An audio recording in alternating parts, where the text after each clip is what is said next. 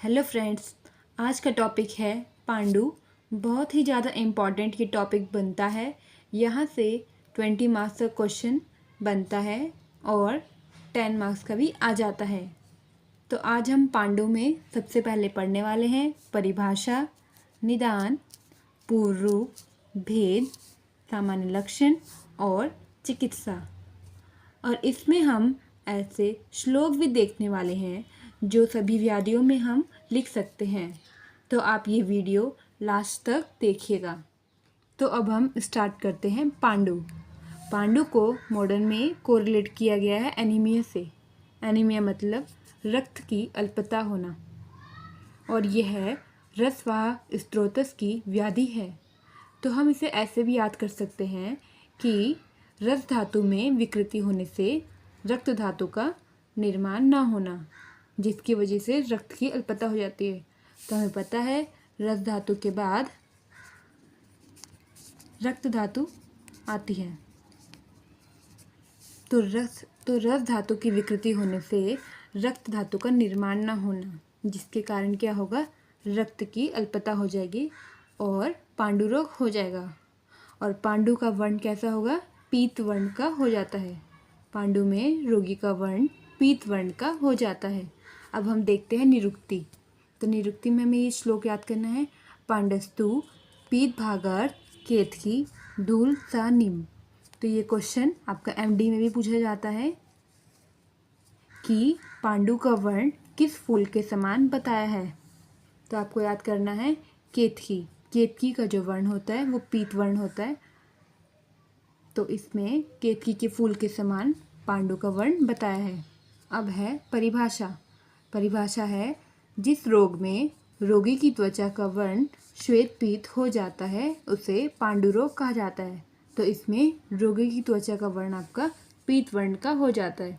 अब हम देखते हैं निदान, मतलब किन कारणों से पांडु रोग होता है। तो पहले है आपका आहारज निदान।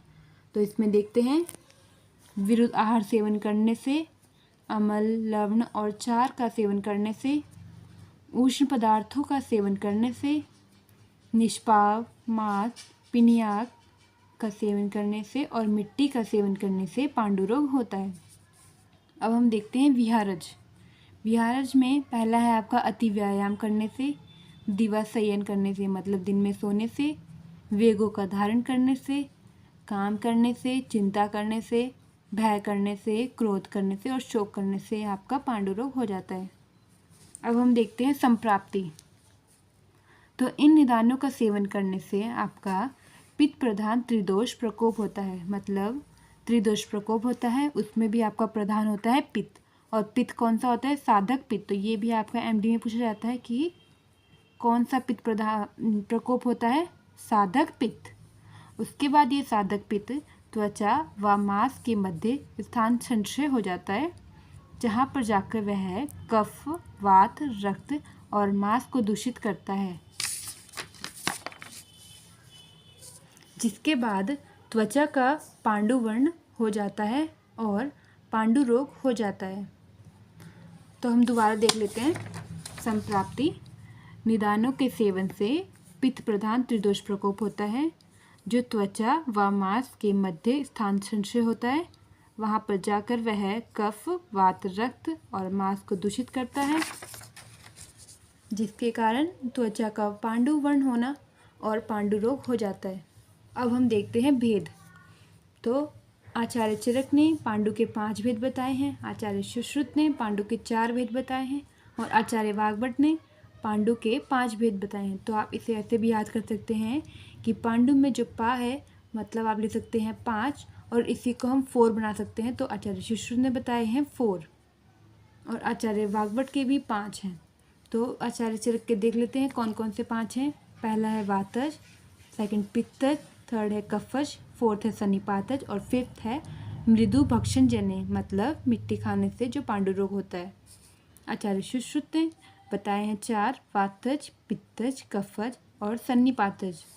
आचार्य वाग्भट ने बताए हैं 5, वातज, पित्तज, कफज, सन्निपातज और मृतिका भक्षण जन्य। अब हम देखते हैं पूर्व रूप। इसमें ये श्लोक आपको याद करना है। तस्य लिंगम भविष्यते हृदय स्पंदनम रोक्ष्यम स्वेदाभाव श्रमस्थता। इसका मतलब है कि भविष्य में होने वाली व्याधि के लक्षण यहाँ पर बताए गए हैं। तो लक्षण है हृदय स्पंदन होना, रोक्ष्यम मतलब ड्राइनेस, स्वेद अभाव मतलब लॉस ऑफ स्वेटिंग, और श्रमस्थता मतलब थकावट। तो ये श्लोक हम एक ट्रिक से याद कर लेते हैं। तो ट्रिक है रस। तो यहाँ पर लिखना है ट्रिक है मतलब कि एच रस। हमें पता है कि ये व्याधि रसवाह स्त्रोतस की व्याधि है, तो ट्रिक से याद कर सकते हैं। ट्रिक है रस। एच से हो गया आपका हृदय स्पंदन, आर से हो गया आपका रोक्ष्यम, एस से हो गया स्वेद अभाव, और एस से हो गया श्रमस्थता। अब हम देखते हैं सामान्य लक्षण। तो सामान्य लक्षण में आपको ये श्लोक याद करना है। सा अल्प रक्तो सा अल्प मेदस्को निसार शिथिल इंद्रिय, मतलब अल्प रक्त होना, अल्प मेद होना, निसार मतलब लॉस ऑफ लस्चर, और इंद्रियों का शिथिल होना। अब हम देखते हैं विशिष्ट लक्षण। यह लक्षण आप सभी व्याधियों में लिख सकते हैं। तो वातज का है कृष्णता, पांडुता, रुक्षता होना, अंगमर्द, तोद होना और सौफ होना। पित्तज में पीता होना, हरिद्रता, धा, तृष्णा, मूर्छा, मल मूत्र पीला और उद्गार। कफज में देखते हैं लक्षण गौरव, तंद्रा, श्वेतवर्ण, आलस्य, मल मूत्र नेत्र श्वेत होना और शोथ होना। सन्निपातज में इन तीनों दोषों का मिश्रित लक्षण होते हैं। अब हम देखते हैं मृद भक्षण मतलब मिट्टी खाने से कैसे पांडुरोग होता है। तो मृद भक्षण ज़्यादातर बच्चों में देखा गया है, तो ये बच्चों में होता है। तो देखते हैं, जब बच्चे मृतिका भक्षण मतलब मिट्टी का सेवन करते हैं, तो मिट्टी आपकी 3 प्रकार की बताई गई है। पहली है कषाय मृतिका, दूसरी है ऊषर मृतिका, और थर्ड है मधुर मृतिका। तो कषाय हमें पता है कि जो रस होता है कटु तिक्त कषाय, वह वात का प्रकोप करता है। ऊषर जो होता है गुण, वो पित्त का प्रकोप करता है, और जो मधुर रस होता है वह आपका कफ का प्रकोप करता है। तो मृतिका का गुण जो होता है वो रुक्ष गुण होता है, जिसकी वजह से वो मृतिका अविपाक होती है मतलब इनडाइजेस्ट होती है। तो वह स्त्रोतों अवरोध कर देती है, जिसके कारण धातु पोषण अभाव, धातु का पोषण नहीं हो पाता है, और दोष जो है प्रकोप हो जाते हैं, जिससे इंद्रियों का बल नाश हो जाता है।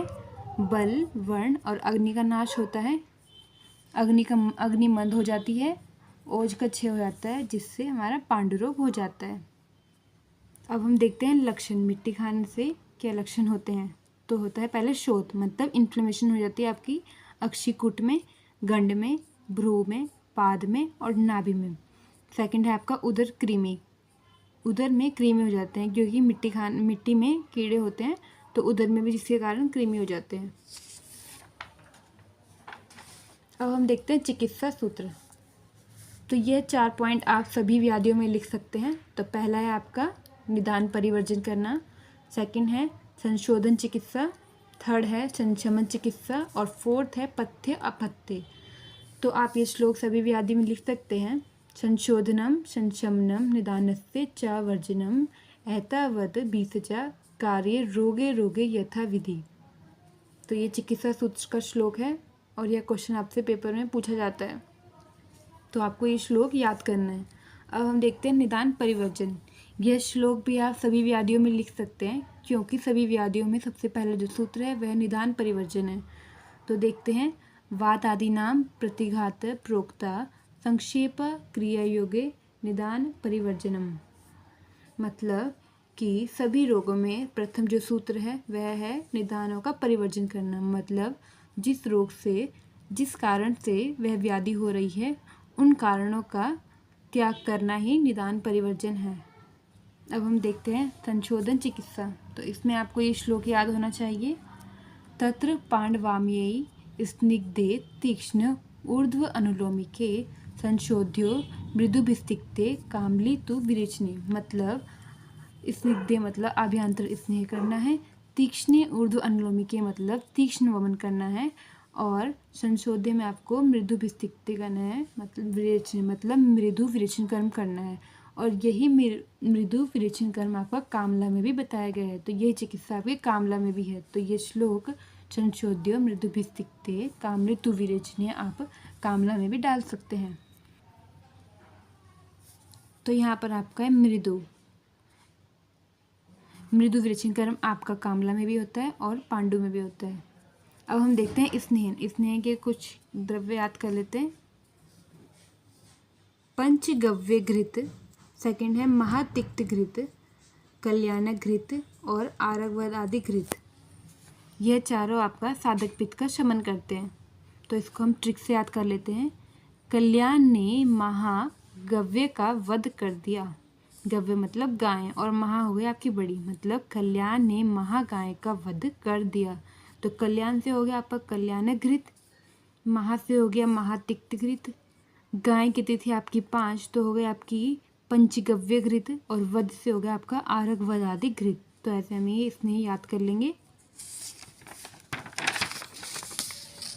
अब हम देखते हैं तीक्ष्ण वमन कर्म। तीक्ष्ण वमन कर्म आपको करना है मृदु भक्षण जन्य पांडु में।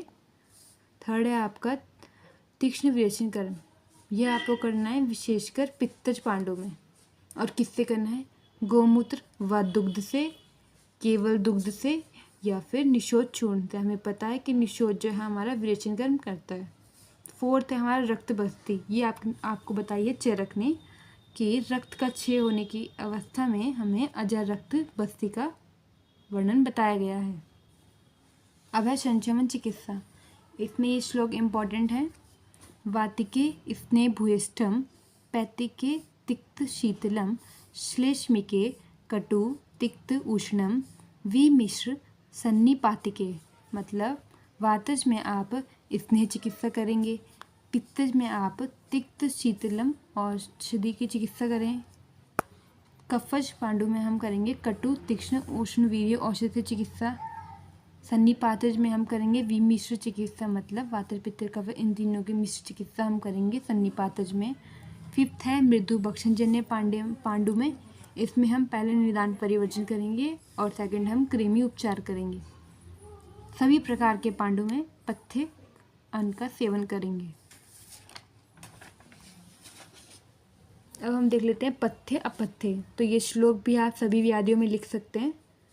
पथ्य सेति गदर्स्य किम औषध निषेवने, पथ्य असति गदर्स्य किम औषध निषेवने। इसका मतलब है रोगी व्यक्ति के लिए जितना आवश्यक औषधि है उतनी ही आवश्यक उसके लिए पथ्य है, क्योंकि यदि उसने पथ्य का सेवन नहीं करा तो वह कितनी ही औषधियाँ खाए वह रोग से मुक्त नहीं हो सकता। तो पथ्य सेवन करना उतना ही जरूरी है जितना कि औषध का सेवन करना। तो यह श्लोक आप सभी व्याधियों में लिख लीजिएगा। अब है पथ्य, क्या क्या हमें सेवन करना चाहिए। पथ्य मतलब हो गया क्या हमारे लिए हितकर है और अपथ्य मतलब हो गया क्या हमारे लिए अहितकर है।